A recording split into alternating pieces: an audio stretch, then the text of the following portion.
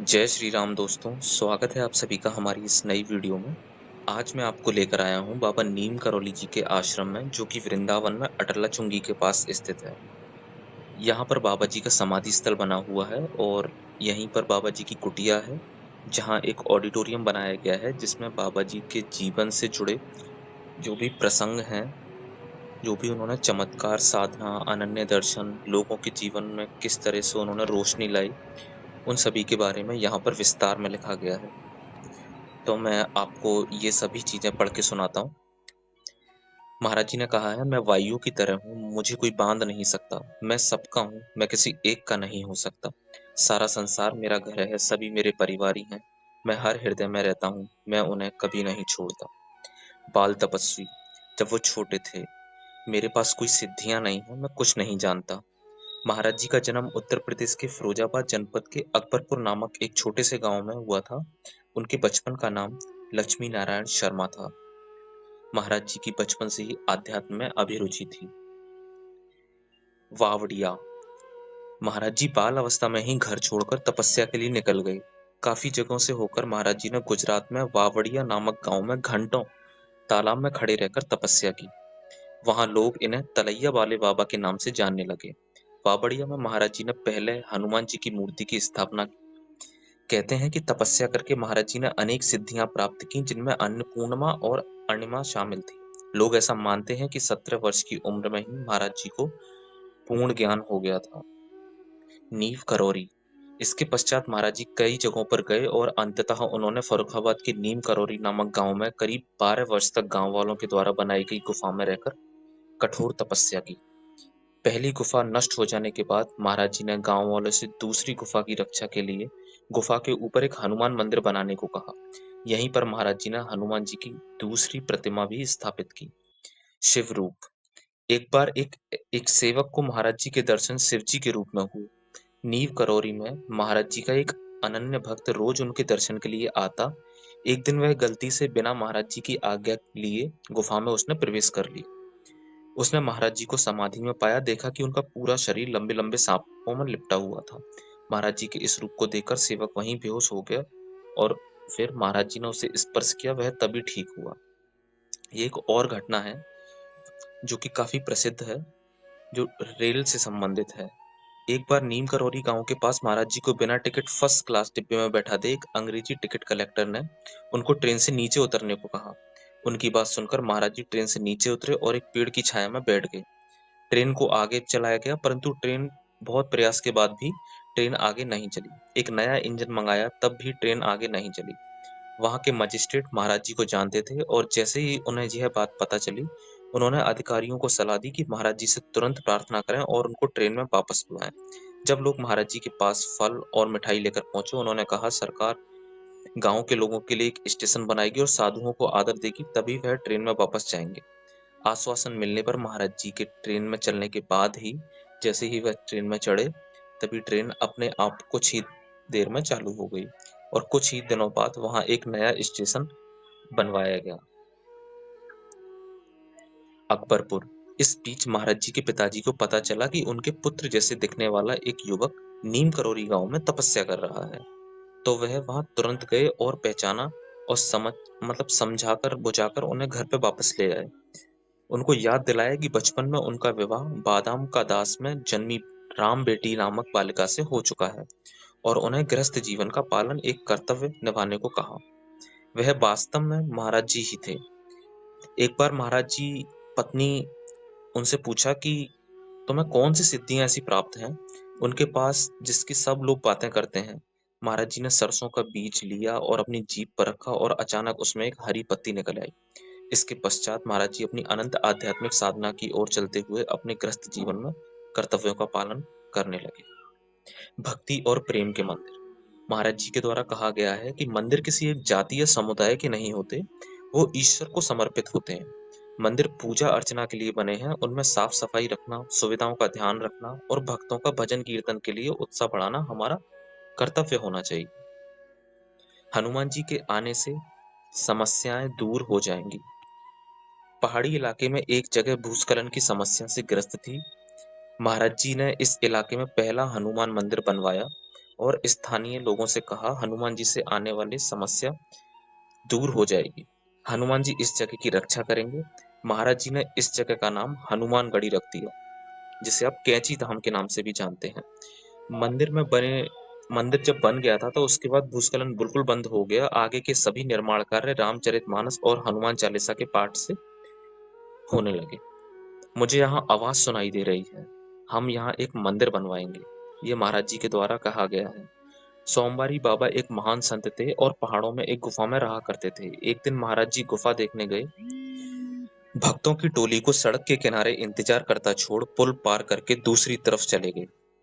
4-5 घंटे बाद जब महाराज जी लौटे तो बोले, मुझे यहाँ एक आवाज सुनाई दे रही है, हम मंदिर यहीं बनवाएंगे। एक और घटना है, जय श्री हनुमान। वृंदावन के मंदिर के लिए जब हनुमान जी की मूर्ति आई तो भक्तों ने महाराज जी को आने से पहले ही उसे खोल दिया। खोलने पर मूर्ति टूटी हुई निकली। यह सोचकर कि महाराज जी को जब यह पता चलेगा कि उनकी अनुपस्थिति में इसे खोला गया है, कहीं वह नाराज ना हो, मूर्ति को पहले की तरह बांध दिया गया। जब महाराज जी आए और मूर्ति खोलने के लिए उन्होंने कहा तो मूर्ति एकदम सही सलामत निकली। ये भी एक चमत्कार ही था।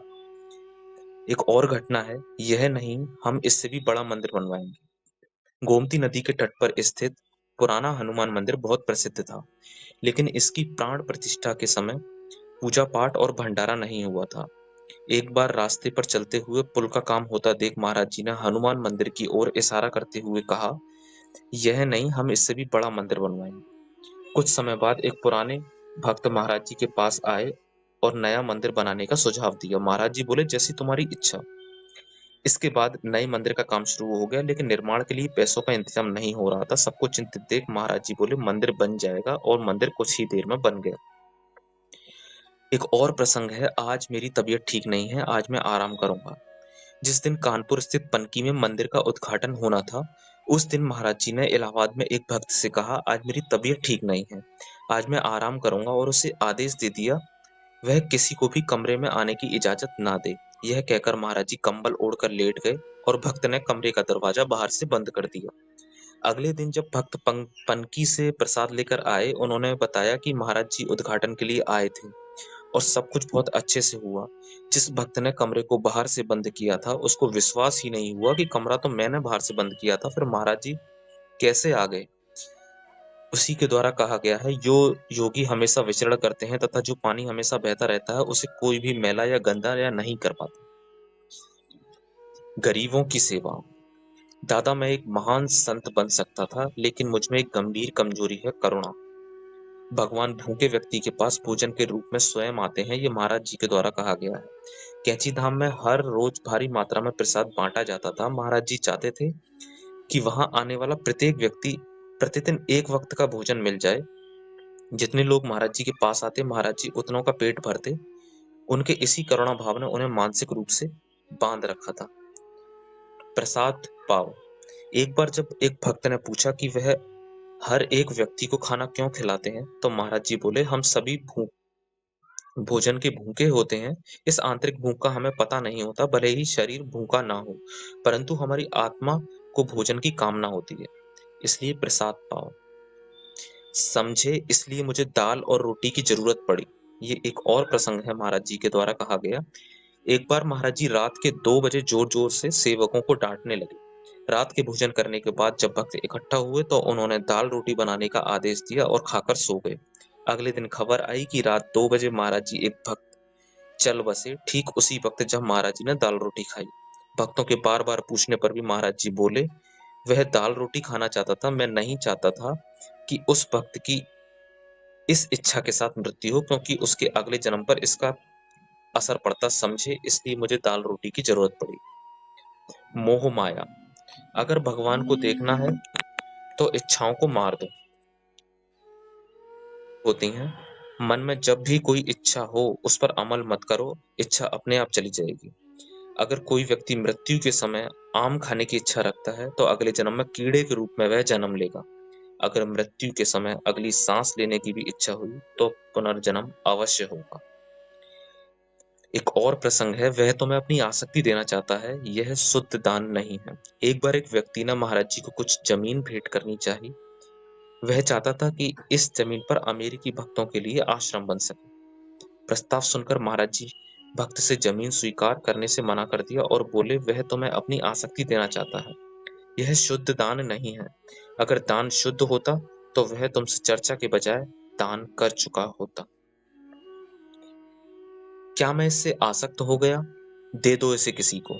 ये भी बात महाराज जी के द्वारा एक प्रसंग है। एक बार जब एक भक्त ने महाराज जी को मिश्र धातु से बने बर्तन के बारे में बताया कि उस बर्तन में पानी को रखकर पीने से सेहत अच्छी होती है, तो महाराज जी तब तक उससे पूछते रहे जब तक उसके लिए वैसे ही वह लोटा नहीं आ गया। जब बर्तन आया तो महाराज जी ने दिन भर उसका इस्तेमाल किया और अगले दिन इस्तेमाल करने के बर्तन अंदर रखवाते ही उन्होंने कहा, क्या मैं इससे आसक्त हो गया? दे दो इस किसी को और को, मतलब इस बर्तन को। एक और प्रसंग है, मुझे नहीं पता कि तुमने अपने पैसों से इतना लगाव है। एक दिन एक साधु महाराज जी मिलने आश्रम आए। आते ही वह महाराज जी के बगल में बैठ गए। महाराज जी को सांसारिक वस्तुओं से आसक्त होने के लिए उनकी कठोर निंदा करने लगे। महाराज जी शांत रहे, लेकिन साधु ने उनके सालिग्राम मांगे।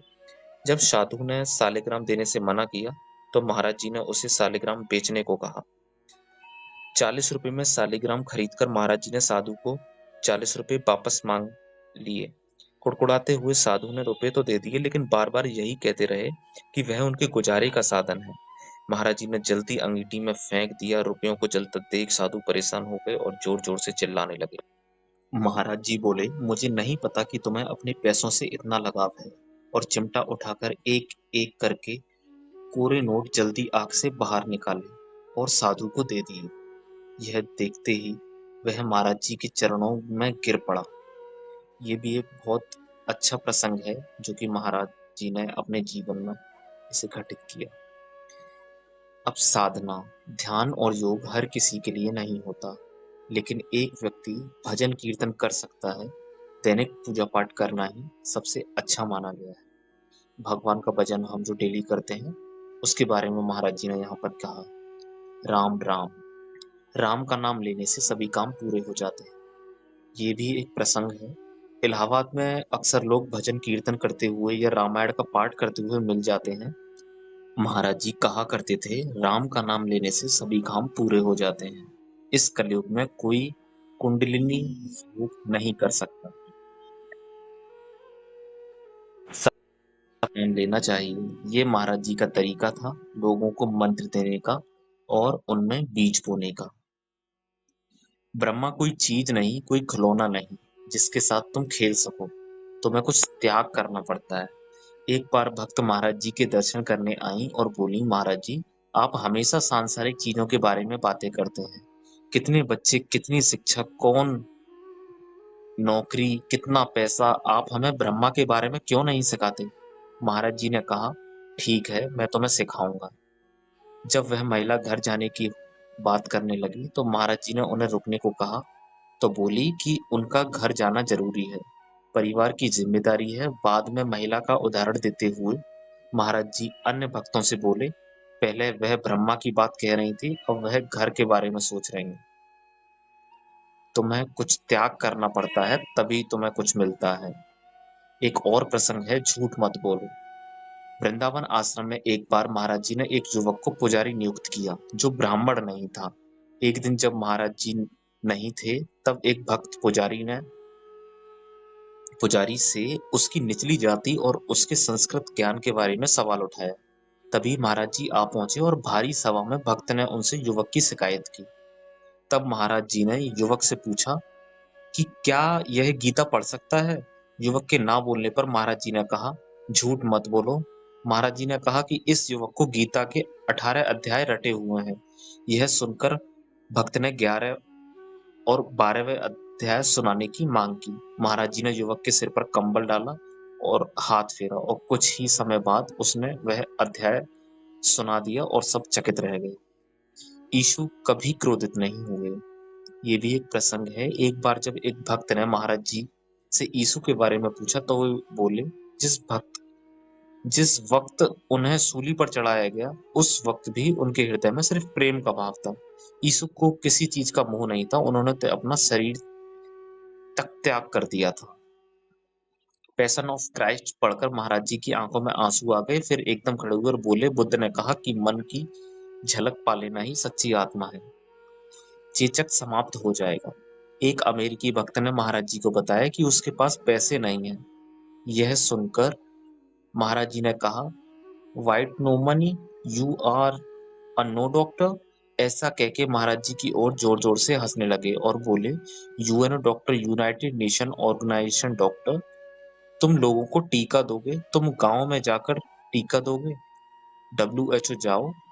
डब्ल्यूएचओ से बार-बार ना सुनने के बाद भक्त को वहां काम करने की अनुमति मिली और संपूर्ण चीज महासमाधि। आज मैं सेंट्रल जेल से मुक्त हुआ। यही थे बाबा नीम करौली के जीवन से जुड़े कुछ रहस्य और उनके चमत्कार। अगर आपको वीडियो अच्छी लगी हो तो वीडियो को लाइक करें और चैनल को सब्सक्राइब करें। जय श्री राम।